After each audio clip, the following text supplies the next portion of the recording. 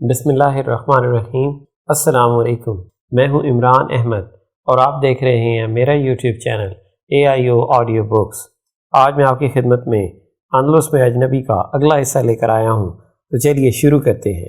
مگر آج سان سبستیان کے اکھاڑے میں جو بل فائٹر، بعد میں معلوم ہوا کہ اس کا نام ہوسے مونتس ہے اور ہسپانیہ کے بہترین بل فائٹروں میں شمار ہوتا ہے، سینہ تانے کھڑا تھا۔ وہ بل فائٹر کی آنکھوں میں بھری وحشت سے ذرہ برابر بھی خوفزدہ نہ ہوا۔ مولیتا اور ننگی تلوار بائیں ہاتھ میں تھامے وہ بل سے تقریباً 5 گز کے فاصلے پر کھڑا ہو گیا۔ بل کی نظریں مولیتے پر جمی تھیں اور وہ بت بنا کھڑا تھا۔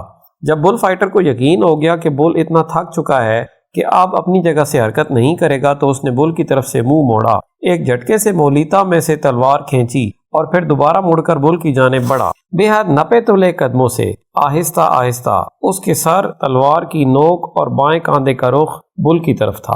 بل ایک خوفزدہ بچے کی طرح سہما کھڑا تھا۔ بل فائٹر نے اب اس چھوٹی سی جگہ کا تعین کیا جو بل کے کندھوں کے درمیان اور سینگوں کے اوپر ہوتی ہے۔ عین اس مقام پر اگر تلوار گھونپی جائے تو وہ ریڑھ کی ہڈی میں سے گزر کر بل کا کام تمام کر دیتی ہے۔ گردن کا یہ حصہ بل فائٹر کو صرف اس وقت نظر آتا ہے جب بل حملہ آور ہو رہا ہو۔ گردن کے کسی اور حصے میں تلوار بھونکنا بزدلی اور ناتجربہ کاری پر محمول کیا جاتا ہے۔ اچھا بل فائٹر مولیتا کے درست استعمال سے بل کو مجبور کر دیتا ہے کہ وہ گردن نیچی رکھے اور پھر خطرہ مول لے کر سینگوں کے اوپر جھک کر وار کرتا ہے۔ آخری وار کرنے سے پہلے بل فائٹر نے اپنی تلوار کو بوسہ دیا اور اس کا دستہ آنکھوں کے پاس لا کر نوک بل کی جانب کر دی۔ اے تورو، اس نے بل کو پکارا۔ بل نے بمشکل اپنا سر اٹھایا۔ دھوپ میں چمکتی ہوئی تلوار کا رخ اس کی جانب تھا۔ انصاف کی گھڑی آن پہنچی تھی، انصاف جو ہمیشہ اصولوں کے بجائے طاقت کا ساتھ دیتا ہے۔ اس وقت بل فائٹر کے ہاتھ میں ننگی تلوار تھی۔ بل کا سر جھکا ہوا تھا، لیکن کبھی کبھار مظلوم اپنے گہرے زخموں کے باوجود ظالم سے ٹکر لے لیتے ہیں۔ بل نے بھی اپنا جھکا ہوا سر اٹھایا اور بچی کچی طاقت سے کام لے کر بل فائٹر پر حملہ آور ہو گیا۔ اور پھر کچھ یوں ہوا کہ انسان اور حیوان ہم آغوش ہو گئے۔ حیوان کا سر نیچا، انسان اس کے سینگوں سے بچاؤ کرتے ہوئے اس کے اوپر جھکا۔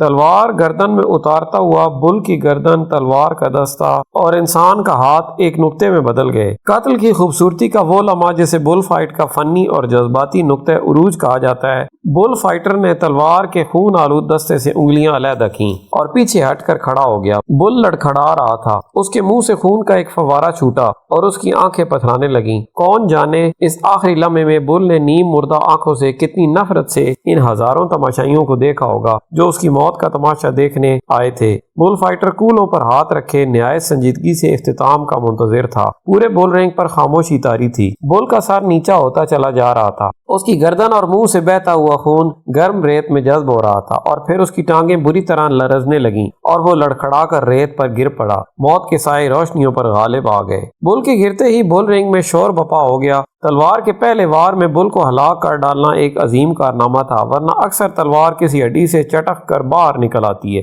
اور بل فائٹر اگر اناڑی ہونے کی وجہ سے متعدد بار کوشش کے باوجود بھی بل کو ہلاک نہ کر سکے تو پھر اس کی شاہ رگ خنجر سے کاٹ دی جاتی ہے۔ لوگ اپنی نشستوں سے اٹھ کر تالیاں بجا رہے تھے اور پھر یکدم بل رنگ میں ہزاروں سرخ رنگ کے ریشمی رومال لہرانے لگے۔ عوام نے فیصلہ دے دیا تھا کہ بل فائٹر کو اس کی بہادری کے صلے میں بل کے کان اور دم کاٹ کر دیے جائیں گے۔ صدر کی منظوری پر بل رنگ کے ملازمین نے ایک خنجر سے بل کے کان اور دم کاٹے اور دونوں تحفے بل فائٹر کے حوالے کر دیے۔ یہ ایک بہت بڑا اعزاز تھا۔ اس کے فوراً بعد بے شمار لوگ اکھاڑے میں کود پڑے اور بل فائٹر کو کندھوں پر اٹھا کر ایک جلوس کی صورت میں بل رنگ کے ساتھ ساتھ چلنے لگے۔ تماشائی ابھی تک کھڑے ہو کر تالیاں بجا رہے تھے۔ جو ہی بل فائٹر ان کے قریب سے گزرتا، وہ جو جی میں آتا اٹھ کر اس کی جانب اچھال دیتے۔ رومال، ہیٹ، پنکھے، کوٹ، ٹائیاں اور لاتعداد دوسری اشیاء اکھاڑے میں بکھری پڑی تھیں۔ بل فائٹر کے معاونین ان چیزوں کو اٹھا کر بل فائٹر کو دیتے اور وہ انہیں چوم کر واپس اچھال دیتا۔ میرے قریب بیٹھے 2 اسپانویوں میں سے ایک نے شراب کا مشکیزہ بل رنگ میں پھینک دیا۔ بل فائٹر نے مشکیزہ فضا میں ہی دبوچ لیا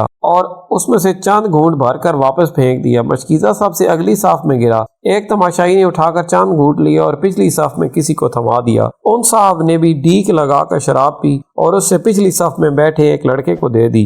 لڑکے نے بھی مشکیزہ موٹے اسپانوی تک پہنچا تو تقریباً خالی ہو چکا تھا، مگر پھر بھی وہ اپنی خوش قسمتی پر پھولا نہ سما رہا تھا۔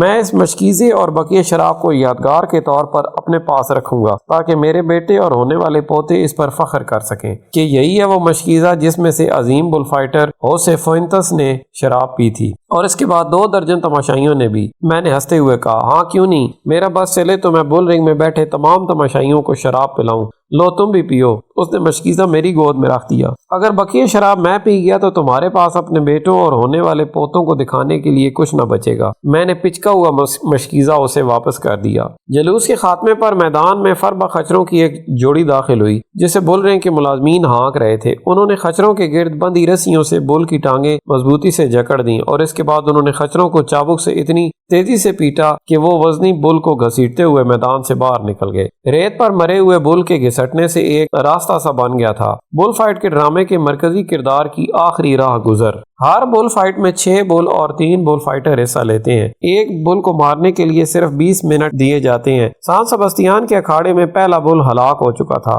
اب دوسرے بل کی باری تھی۔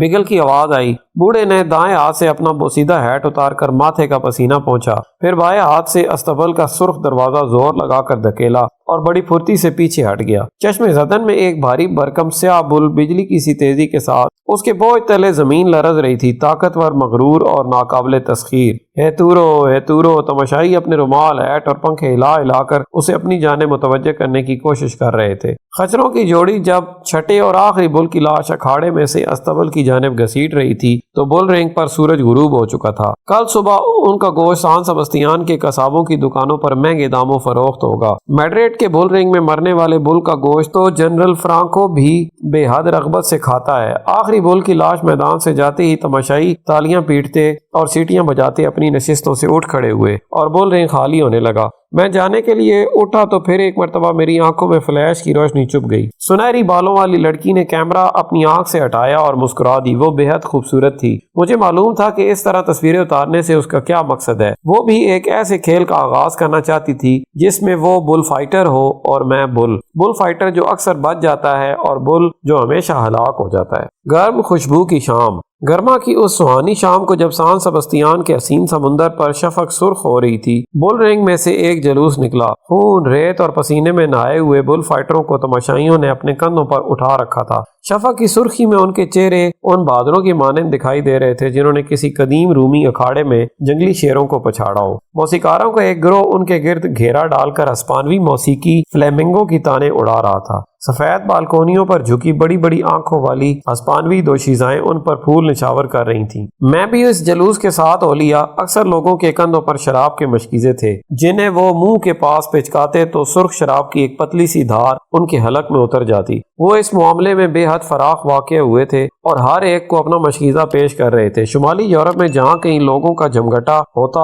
میں ان سب میں اپنے گندمی رنگ اور سیاہ بالوں کی وجہ سے علیحدہ نظر آتا، مگر یہاں اس ہسپانوی ہجوم میں شامل اکثر افراد پاکستانی لگ رہے تھے۔ کبھی کبھار کوئی ہسپانوی اپنی زبان میں مجھ سے بل فائٹ کے بارے میں کچھ کہتا تو میں صرف مسکرا دینے پر ہی اکتفا کرتا۔ جلوس شہر کے درمیان پلازا میئر میں پہنچا، چوک کا ایک چکر لگایا اور پھر منتشر ہو کر آس پاس کی قہوہ خانوں اور شراب خانوں میں سما گیا۔ میں تھکے ہوئے قدموں سے سان سبستیان کے ساحل کی جانب چل دیا۔ بل فائٹ نے میرے اندر ایک عجیب سی اداسی بھر دی تھی۔ میں فیصلہ نہ کر پایا کہ اس بارے میں ہسپانوی نقطہ نظر درست ہے جو کہتے ہیں کہ اتنی ڈھیر ساری خوبصورتی کے لیے بل کا قتل جائز ہے، یا ان غیر ملکیوں کا اعتراض بجا ہے جن کے نزدیک یہ کھیل وحشیانہ ہے۔ ساحلی سڑک پر خوب رونق تھی۔ بل فائٹ دیکھنے کے بعد اکثر لوگ سمندر کی تازہ ہوا اور خوشگوار شام کی خنکی کا لطف اٹھانے ادھر آ نکلے تھے۔ ساحلی سڑک بل رنگ سے شروع ہو کر پہاڑی پر واقع قلعے کے گرد چکر کاٹ کر شہر کے دوسرے سرے پر جا کر ختم ہو جاتی تھی۔ پہاڑی کی اوٹ میں لکڑی کے بنے ہوئے چھوٹے چھوٹے کیبن تھے جن کو رنگ برنگے کمکموں سے سجایا گیا تھا۔ ان کیبنوں کے آگے سے ساحلی سڑک گزرتی تھی۔ سڑک کے پہلو میں خاموش سمندر لیٹا ہوا تھا۔ یہ مچھیروں की बस्ती थी। सारा दिन इन केबिनों में समुद्र से पकड़ी हुई मछली फरोख्त होती थी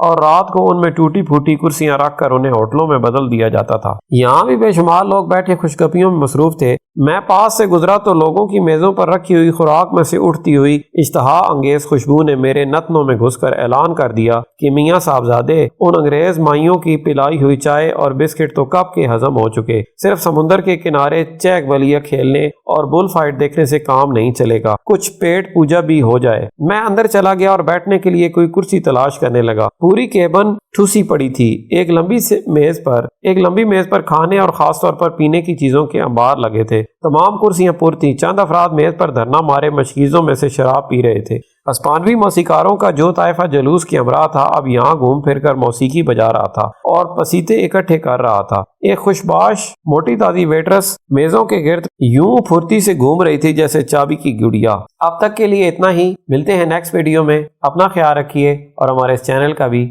अल्लाह हाफिज।